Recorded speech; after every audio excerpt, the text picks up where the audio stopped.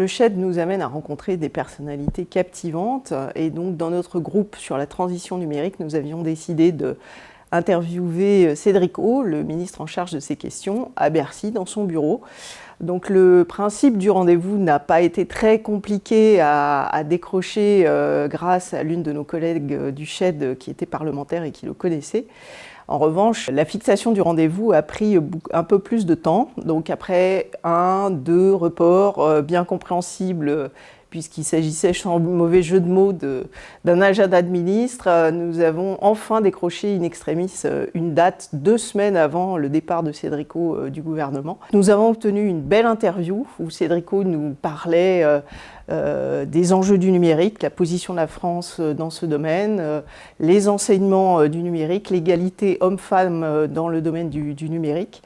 Et nous avons compilé cette interview que nous avons aussi ajouté avec d'autres interviews, notamment d'Emmaüs Connect, et nous avons au final fait une petite vidéo d'une quinzaine de minutes que nous avons projetée au mois de juin et nous en étions très fiers. Pour moi, le SHED, c'est 3 apports essentiels. C'est tout d'abord une ouverture, ou peut-être même une réouverture pour certains sur le monde économique, très utile à des moments de sa carrière professionnelle où voilà, on prend de nouvelles responsabilités. Le SHED, en fait, ça permet de mettre en perspective l'action publique avec les évolutions structurelles de l'économie. Et ça, c'est vraiment passionnant. Et on acquiert aussi, je trouve, une hauteur de vue que l'on perd facilement quand on est à piloter des services opérationnels au quotidien. Alors dans la 19e promotion, la promotion Odessa, nous avons eu la chance de voir des personnalités captivantes qui nous ont bousculés parfois dans nos convictions. Je pense notamment à l'intervention de Cécile Duflot ou encore au Shift Project, qui sont intervenus évidemment sur la thématique du réchauffement climatique et de la transition environnementale. Et le groupe auquel j'appartenais, donc sur la transition numérique, moi, m'a permis d'explorer des domaines totalement inconnus pour moi, comme le métaverse. Et je me suis plongée aussi, grâce à cette thématique, dans la découverte de nouvelles relations au travail, le micro-travail, le développement des plateformes. Donc voilà, premier apport, une ouverture ou une réouverture sur le monde économique.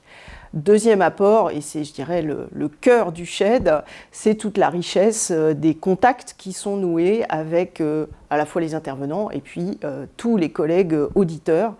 Et ce qui fait la richesse du SHED, c'est bien sûr la diversité des auditeurs, à la fois parlementaires, représentants syndicaux, élus locaux, cadres dirigeants du monde économique ou de l'administration, universitaires aussi.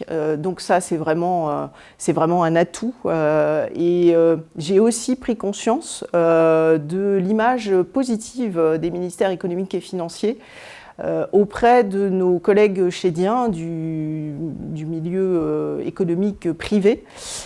Plusieurs d'entre eux m'ont d'ailleurs dit qu'ils avaient une appréciation très positive sur l'action efficace de la DGFiP, de la douane ou encore de la CCRF. Donc ça, c'est vraiment très appréciable d'avoir ce retour aussi.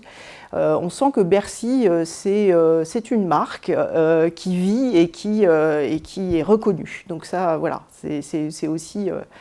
Et puis, troisième atout du SHED, des perspectives. Alors des perspectives de conférences toujours aussi passionnantes dans les semaines et les mois qui suivent la sortie de la promotion. Et puis de nouveaux échanges, de nouvelles rencontres. Donc ça, c'est vraiment très appréciable. Et donc j'invite évidemment tous les agents des ministères économiques et financiers qui s'intéressent à l'économie à candidater.